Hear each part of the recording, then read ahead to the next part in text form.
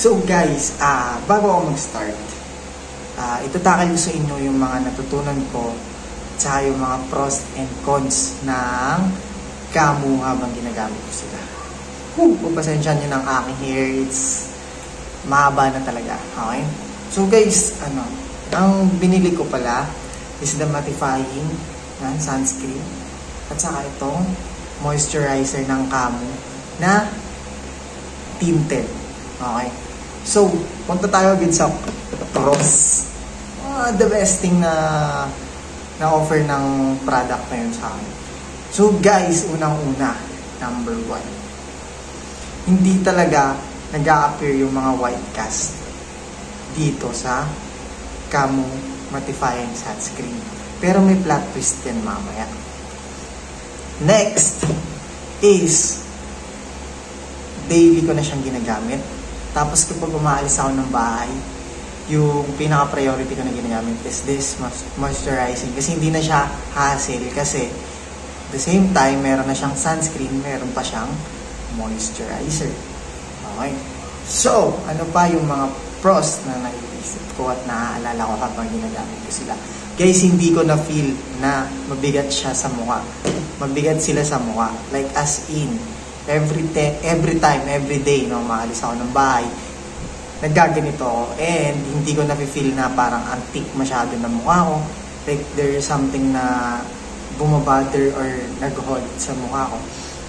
Wala akong na-feel na gano'n. Okay? Yun yung mga the best.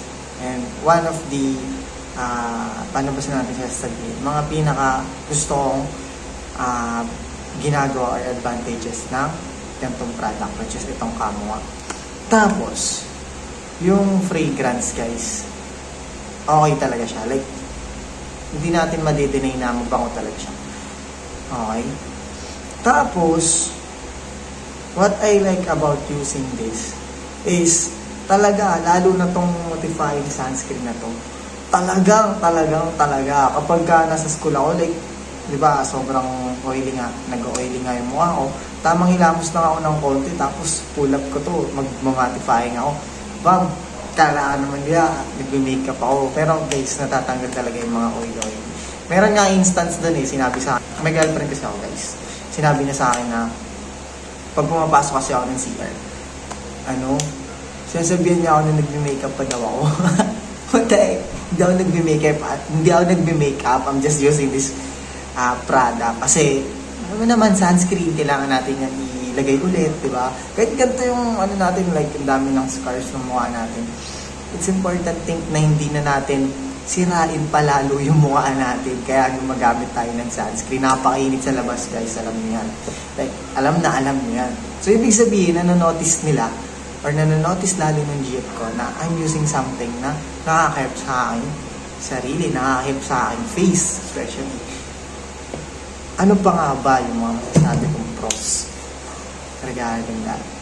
Actually, medyo sulit din yung price. Kasi hanggang ngayon, although hindi ako ganun karami gumamit, or depende yan sa tao na gagamit, pero kasi, as I think sa container nito, nandito pa yan, like ganito pa karami yan. Halos kalahati pa lang talaga yung nagagamit ko. Or mali lang ako ng paggamit, pero kasi kalahati pa talaga to. Like marami pa talaga to, guys. Kasi pag pinipress ko na siya gano'n, dire-diretso lang ako ng ganyan.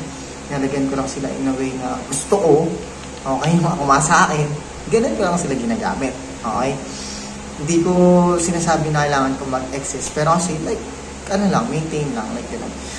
Sige, punta na tayo ng cons. Yung mga disadvantages naman na na-notice ko regarding doon sa product ng Camu.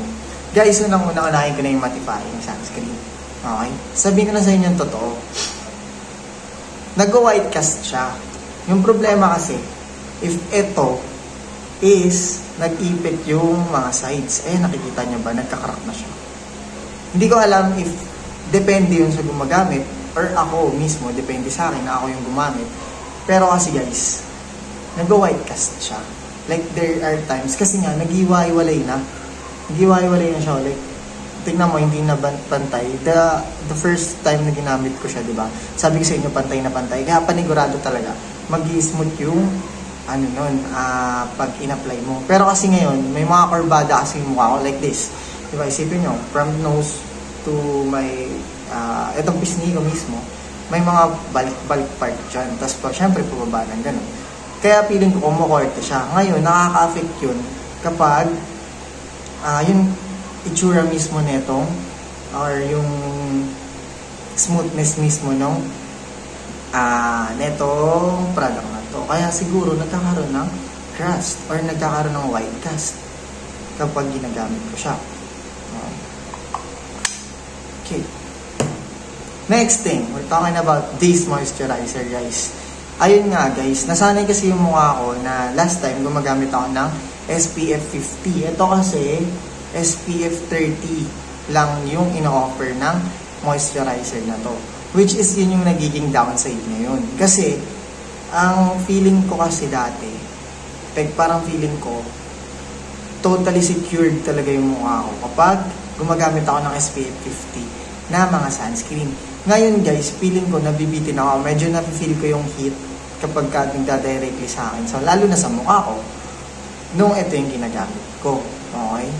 Tapos, downside din niya, dahil nga white yung uniform namin, nursing ako, naglalagay ako ng sunscreen dito, which is kasalanan ko to, I guess, kumakapit talaga siya. Like, yung tint talaga guys, kahit anong tint, kumakapit yan sa mga kuwende natin, lalo na kahit kung puti yan. Okay?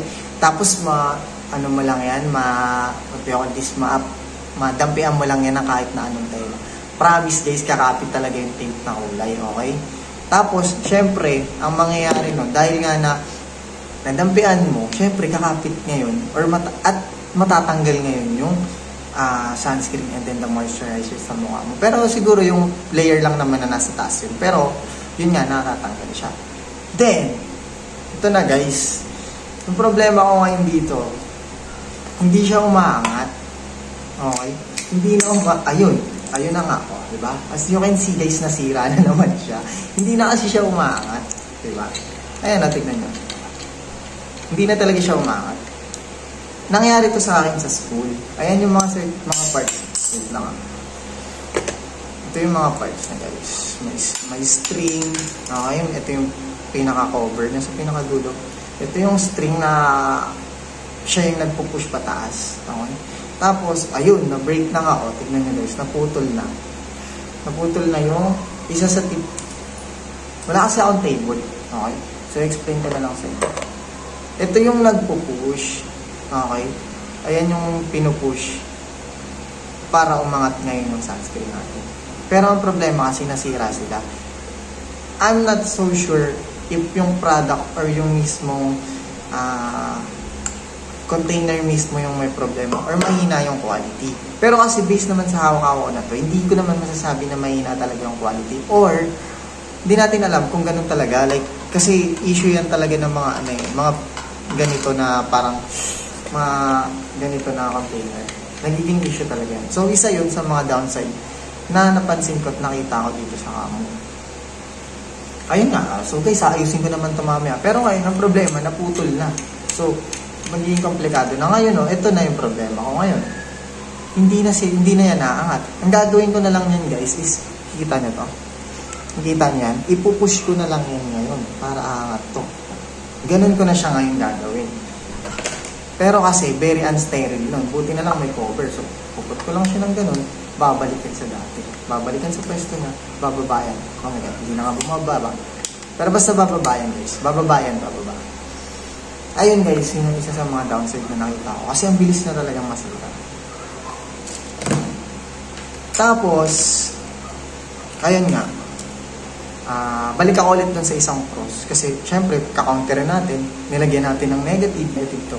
Guys, the best to kapag gagamitin nyo siyang sunscreen. Kasi, legit talaga yung mattifying niya. Like, as in, feel nyo talaga yung mattified yung mukha ninyo. Like, flat yan, wala yan kahit na anong OAD. So, guys, highly recommended ko pa rin talaga to. Okay? Isa yan sa mga pinaka-the best na nagamit ko na product. Kasi, ang taas din na SPF niya, 50. Like, being for real lang, guys. Isa yan sa mga the best product na nakita ko. Tapos, ito ngayon guys, yung mali ko. Sasabihin ko na sa inyo so that hindi kayo magkamali the next time na bumili kayo ng ganito. Para alam niyo yung combination. So, again guys, sinabi ko sa inyo nagbili ako ng tinted na sunscreen. The same time, meron tong moisturizer. Tapos ito nga, sunscreen din to. So, banta tayo dito. Ito kasing moisturizer na to, may tinted. Again, ulitin ko, may tinted siya. Ako nasanay ako dati na ang gagawin ko is mag-moisturizer ako, tapos bigla akong papatungan siya ng sunscreen. Ngayon ang mali ko ito. Kasi pag pinut ko to, magkakaroon ako ng tint sa mukha. Okay, may tinted na yung mukha ko. Pagdating ng tinted niyan sa mukha ko, pag pinatong ko to ngayong kamo na to na mattifying sunscreen, guys, matatanggal na talaga, like mapupunta dito sa white na to, yung mga kulay brown, yung mga tint na galing doon sa galing dito sa may moisturizer na to. So guys, ako, isa to sa mga mali ko. Kaya kung gusto ko sa inyo guys, babaguhin nyo to. May moisturizer naman yung kamo guys na kulay white. Which is, I think, best yun. Kung gusto nyo na moisturizer din, meron kayong sunscreen. The best yun. Okay. So magganon na lang kayo. Huwag na kayong magganito. Kung hindi, kasi ang ano dito, pinaka the best way dito is, ito lang talaga gagamitin nyo. Ngayon kasi guys, nag-adapt ako. Kaya ang ginagawa ko, early in the morning, ito yung nilalagay ko. Nag-moisturizer muna ako with sunscreen. Kasi hindi pa naman ganun kainit eh. Tapos after na, alam ko may expose na ako sa init, saka ako magpuput ng mattifying sunscreen. Kasi ito nga yung mataas yung SPF, which is mas more protected ka sa sun rays kapag ito yung mga gamit mo. Or ito yung gamit mo. Okay? So guys, wag nyong i-combine to kasi mawawala lang din yung tintedness. Kasi nga, mariremove nito ni mattifying. Okay? Pero guys, overall, if gagamitin mo lang talaga siya as daily use, o kaya gagamitin mo lang siya na pang everyday life, okay? O kaya yung sustainability niya, o kaya yung flexibility niya din, sabihin na natin. Kasi very mobile pag ganito yung mga mga gamit mo eh. Kasi isang atak mo lang sa bag mo, magagamit mo na agad. Like, diba? Tapos lalo na yung mattifying sunscreen. So, ayun guys, yun lang naman yung mga tingin ko na mali nung binili ko siya. Pero, as I still highly recommend it. Pero, wag nyo na silang pagsasabayin. Wag nyo akong gagayain guys na pinagsabay ito. Okay? Kaya nga guys, sinasabi ko sa inyo, kung pipili kayo ng mga products din na pwede nyo gamitin, I suggest this one, na i-try nyo rin. Lalo na kung lalaki ka. Mas nakakaangas to guys. Nakakalaki talaga ng boses. And there you have it guys. Ayun lang muna yung mga masasabi ko regarding sa kamo. Pero guys, wala naman masyado nagbago sa mukha. Pero I think, okay talaga siya. Like, for me. So, if you would like to have that, or you would like to try the product, okay naman talaga siya. And it's up to you guys kung paano nyo siya gagawin. Marami namang ino-offer yung Kamo, guys. You can try it. Hindi ako sponsored ng Kamo, guys, pero I like the product lang talaga. Then, nothing else, guys. Mabibilisan lang to guys. 13 minutes na ako. Pero, that's it. Thank you so much.